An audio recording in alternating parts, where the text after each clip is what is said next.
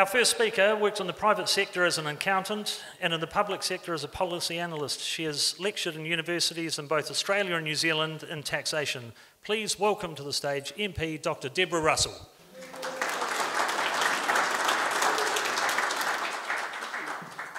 Kia ora tātou, it's a delight to be here. I guess by going first, I get to have all the jokes first. I'm just going to say that I started out as an accountant, so I'm very sympathetic to all the accountants in this room. I have here a document which I find really exciting. I got it into my hands about 4 weeks ago. I got a copy a week ahead of everyone else, and when I opened it, the plain envelope it was handed to me in, it felt like getting a new book for Christmas. It's the interim report from the tax working group, and I'm sure that all of you would be as excited by it as I am. What I want to talk to you about tonight is what is in this report for small business. And there are some really important issues I'd like to highlight in it, but especially I want to talk about what's in it for small business and then also what you can do in response to this report. So, going through this report, it has some big ideas about how we should restructure our tax system and a big discussion about the taxation of capital income. I do want to talk about that a little bit later, but in the meantime, I want to talk about some of the issues for small business that are canvassed in this report. Not a lot, as it turns out. There's not a lot of focus on the taxation of business income, but there is some discussion of it. You might know that there has for quite some time been a discussion as to whether or not there should be a differential tax rate for small business, with the idea being that businesses that earn income up to a certain amount pay a reduced rate of tax, and once they're over that amount, they pay more tax. That idea is dismissed in this report. They just straightforwardly say that actually businesses should just continue to pay the 28% rate for the company tax rate and the individual personal rates for other forms of businesses. Now look, that is consistent with an idea we have in our tax system that no matter what structure you use for your business, you should pay the same rate of tax. Shouldn't matter whether you structure your business through a trust, through a company, through a partnership, as a sole trader. Overall, you should end up paying the same amount of tax as someone who earns the same amount of income through a different business structure. It's an idea of fairness. So they do say no differential rate for business, but actually it's based on an idea of fairness. They suggest some possible compliance measures for small business, some measures that could help small businesses with reducing their compliance costs. It won't change the amount of tax you have to pay, but it would make it a little bit easier to pay tax. So one of the things they suggest is increasing the threshold for provisional tax from $2,500 to $5,000 or $10,000. That'd be quite good. It means that if you're a small business who occasionally goes over the $2,500 threshold, you would say, actually, it's going up to $5,000, so you just stay out of that provisional tax regime. On the other hand, you would end up with a big, lumpy terminal tax bill. So that could be a problem for small businesses as well, but that could be managed. But that's something that's canvassed in this report. They're talking about increasing the 10,000 year-end closing stock adjustment. Now that's important for people who are in a business where you're buying and selling goods, and you have to make a stock adjustment every year. At the moment, you don't have to make an adjustment if your stock is at about $10,000 or less. So that's quite a good, it means you don't have to do a stock count. They're saying maybe they'll adjust that. So if you're running a business buying and selling, that might be quite a useful measure for you. And if you've ever had occasion to employ a lawyer because you've had a little bit of a dispute with someone, or maybe you've had to set up a business, you might know this provision. There's a provision that says that if your lawyer's fees are $10,000 or less, you don't have to split them between capital-related lawyers' fees, which are non-deductible, and ordinary day-to-day business-related lawyers' fees, which are deductible. Now, for anyone who's not a specialist going through your legal expenses and working out which ones are capital-related and which ones are day-to-day business-related, well, that's kind of a pain, and it's quite a big cost associated with doing that. Now, talking at the moment, if that's $10,000 or less, you can just deduct the whole lot. they're saying maybe they should increase that threshold. So those are some small compliance cost measures. The one thing I was looking for in here, which I would have liked to have seen, and it's not there, is the small value asset write-off for depreciation. At the moment, if you buy an asset that's worth $500, you can just write it all off in the first year, but if it's over $500, you have to capitalise it and depreciate it, and that's compliance costs. I wish they'd considered increasing that to, say, $1,000. That might have been helpful. And I would have liked to have seen that happening in there, but it's not there. However, you can do something about that. There are some measures in here to deal with the gig economy. That's where people, have lots of small jobs all over the place, and so they end up being contractors rather than employees. In a lot of cases, those people are actually a little bit more like employees than contractors, and maybe they should be treated as employees, so in the PAYE system. But a lot of the time they are genuine contractors, and that's hard for them, managing their tax affairs on a day-to-day basis. So they're talking about some of the issues around the gig economy in here as well, but not in great depth. But the big thing that this report deals with, and that I want to talk about just a little bit, because it is important to you, is the taxation of capital income.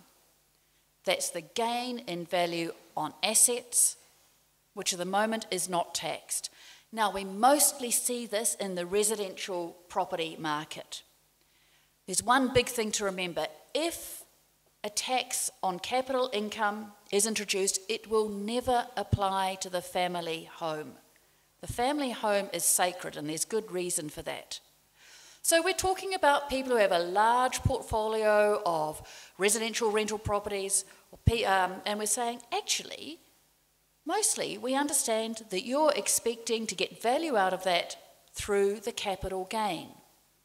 Why is it that someone whose income, which they earn quickly, like in an ordinary old business or through salary and wages, pays tax on everything they earn, but someone who earns income slowly through the gain in capital value on something like a residential rental property doesn't get taxed on that gain at all? That seems unfair, that some types of income escape the tax net just because they're earned slowly. So there's a big discussion on fairness in here, and one of the critical issues on fairness is whether or not there should be a tax on capital income. Now, there's a lot of technical detail in this report as to how you could put that tax on capital income in place. There's two basic methods they suggest. One is a deemed return on capital. If you've got an asset worth $100,000, they'll say that you will be deemed to earn, say, 5% on that every year. So it's worth $100,000, you're deemed to earn $5,000 a year, and that notional income would be put into your tax return and you would have to pay tax on it. There's a lot of fishhooks in a deemed rate of return tax, mostly around what the deemed rate of return actually is. And of course, if you've only got a deemed return, probably you haven't earned the income in the first place. So you'd be trying to pay tax on it when you haven't even earned it yet. The other way of doing it is a standard capital gains tax. The sale value of an asset less the cost value of an asset, you would pay tax on any gain on sale.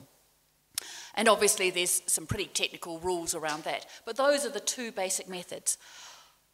The report asks for which one you prefer. I know which one I prefer if we're going to do this. I prefer the realised gain on sale. And the reason I prefer the realised gain on sale is because when people have sold an asset, that's when they've got money in their back pocket and they can actually pay the tax. There's all sorts of technical details in this report about how you would do rollover relief. That's when you sell one asset in order to buy another one. Should we have some rollover relief? What say you inherit a home? Maybe when your parents die. When should that go into the capital income tax net? Should there be a grace period, maybe of 2 or 3 years, while you decide what to do with it? What say you end up putting your family home into the rental property market because you shift to another city for work? Should you have a grace period of 2 or 3 years while you decide what to do with that asset, whether you still need it? So some of those issues are canvassed in this report too. what I want you to urge you to do is to respond to this report. I've just let you know some of the issues that are in it. You've only got a few days. Submissions on this close on the 1st of November. So your homework tonight, ladies and gentlemen, so I used to be a university lecturer, so you knew there was going to be homework. Your homework tonight is to go home and get onto the internet, type in taxworkinggroup.govit.nz, and this report will come up for you. Have a look through it and find just 1 or 2 issues that you're interested in and send a submission in. All you have to do is email submissions@taxworkinggroup.govit.nz. I think it's especially important to hear from small business. I was in a law professor's office today, just briefly, and one of the professors is part of the tax working group, and he was spending 3 hours on the phone with the corporate taxpayers group. That's the big guys, like Air New Zealand and Fonterra and Spark. They're getting a lot of input into this. We know that entities that work with small businesses are having some input too. That's like Attains and the Association of Bookkeepers, all the accounting and bookkeeping groups who deal with small businesses. But it's really important to hear from small business too. So please, your homework tonight, something I would love you to do is to make sure that the voice of small business is heard by the tax working group too. Submissions@taxworkinggroup.govit.nz. I want you to flood them with submissions. Thank you. Thank you, Deborah. So we've got a couple of questions that have come through from the audience. We've got one from Miss Inglis, which says, given that secondary jobs are worked by lower hourly rates, what would the tax loss be to secondary tax at the first employed rate? So I think what she's trying to say is, What about secondary tax? Is that the essence of the question? Yeah, secondary tax. Look, people who are accountants or bookkeepers or tax agents know that there ought to be no real problem with secondary tax. So that's when you've got a job, but you take on a second job and the tax rate on it's higher. And people think that's really unfair. Now, ideally, at the end of the income tax year, you'll do a tax return, and if you've overpaid your tax, you'll get any overpayments back. Secondary tax is designed to take out extra money so that you don't end up with a great big lump of tax to pay at the end of the year. But often it takes out money too fast and too soon. And people get really upset about that. There is a solution in place for that already. It's in the Income Tax Modernisation and Other Measures Bill, which is sitting in front of the Finance and Expenditure Select Committee at the moment. That's with Michael's Select Committee. The particular measure in that is that there will be the possibility of a tailored tax rate. So what will happen is that IRD, through all the algorithms and the data it collects, will be able to keep an eye on individuals' income and tax rates. And if they see something getting out of kilter, it will spit out a report.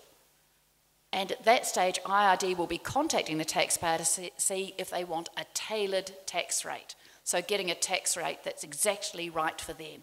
And that should deal with the secondary tax problem. Yeah. Thanks, Deborah.